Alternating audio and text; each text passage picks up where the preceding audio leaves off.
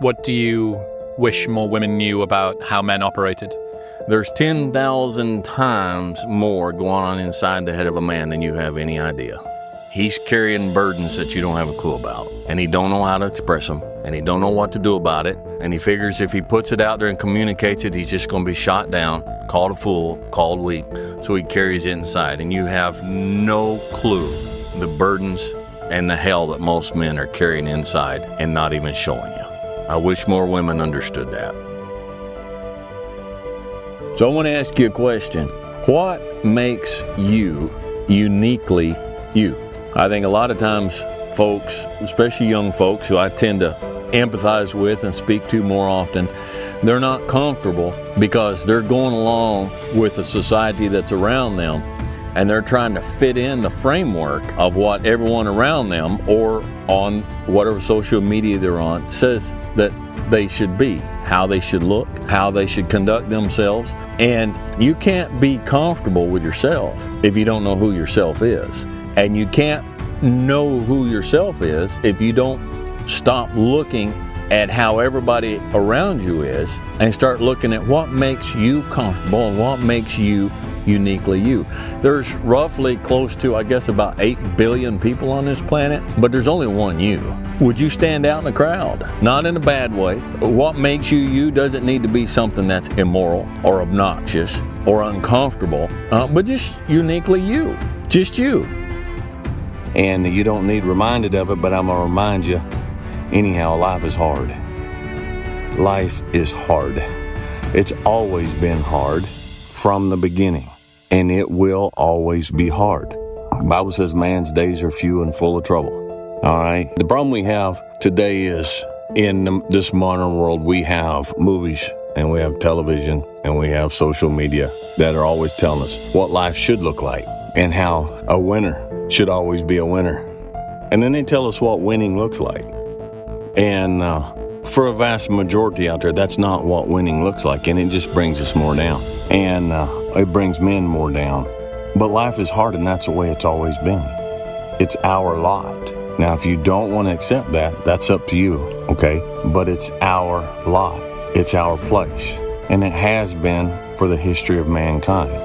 And regardless of how many influencers get on and play a fake game on there and tell you about all this, and regardless of how many people get on there and they make a month of Men's Mental Health Awareness Month or whatever it is, life's hard.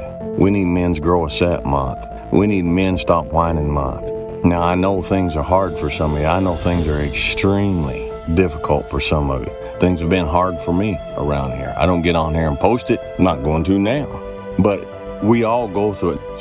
Sometimes you look at people on the screen and you think that's distant and they're separated and they're not going through what you're going through. Listen, man, we all go through it.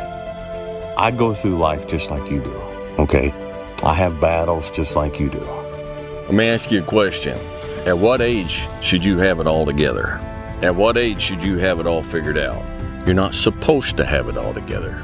You're not expected to have it all together. Anybody looks at you at 26, 27, 28 years old and says, hey man, what's wrong with you? How come you don't have everything figured out? They're a fool. Knowledge and experience and wisdom takes time. Wisdom comes from experience, and experience takes time. The more experience you have, the more you learn from that experience, the wiser you can get. If you haven't lived long enough to have a broad enough portfolio of experience, then you can't expect to have knowledge and wisdom. We are told by society today, and it's inferred by movies and television programs, that by the time you're 26 or 27, you should be graduated from college, you should have a degree, you should have a good job, you should have a wife, and you should have it together. Nobody bursts from their mother's womb ready for the world. Nobody bursts from their mother's womb aged and mature and wise. So I wish you would be less worried about your image and more concerned about teaching the reality of the situation and show us behind the curtain of how things are. Men trying to tell you how to go through life and how to do this and how to do that. There's a lot of theory, and the theory might be good. But the very rarely do you see practical application where the guy saying this is what you need to do and this is what you need to do.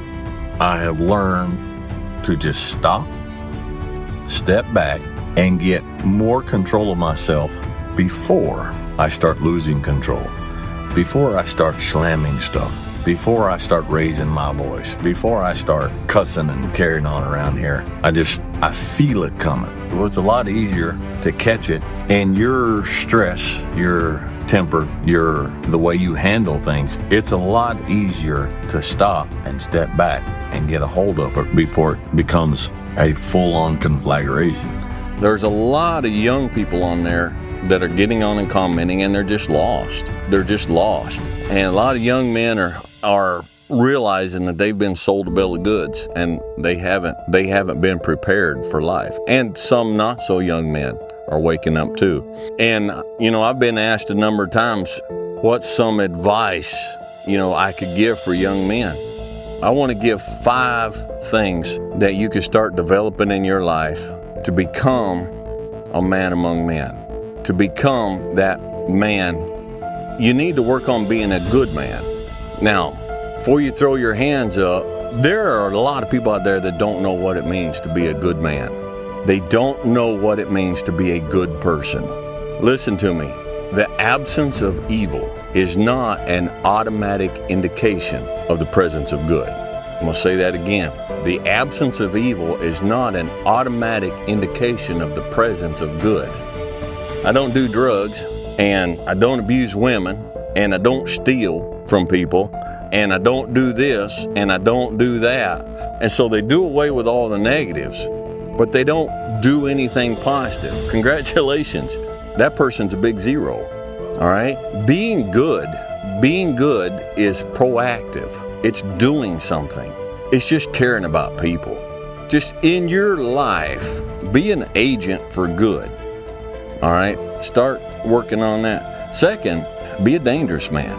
Now, being dangerous is not being a threat. They're 2 different things. All right?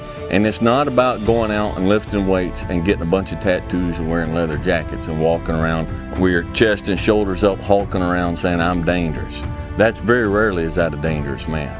Often the most dangerous man in the room is the quietest man in the room. You can't be a good man, a fully good man, if you're not a dangerous man. All right? To be good is to do good to people. And sometimes doing good to people is protecting those people. It's protecting those people, protecting those around us, all right? First off, you need to get a mindset. Look, I'm not a sheep. I'm taking care of those that it's a willingness and a mindset. And then you work on the physical side of it. All right, start losing some weight. Start going to the gym. Start learning some things. And if you are not willing and able to some degree to protect the family that you have started, you don't have a right to have a family. Third, be educated. Listen, you want to know how to be a man among men? You start following and reading and listening to guys like Jocko Willett, Jordan Peterson, and start learning. Start reading. And just, the brain is a muscle, and like any muscle, the more you work it, the stronger it becomes. And I don't mean going to college. I'm not knocking college, all right? But become educated. Learn to do things. Learn what's going on around you. But go through life learning. Learn something new, okay? Become educated.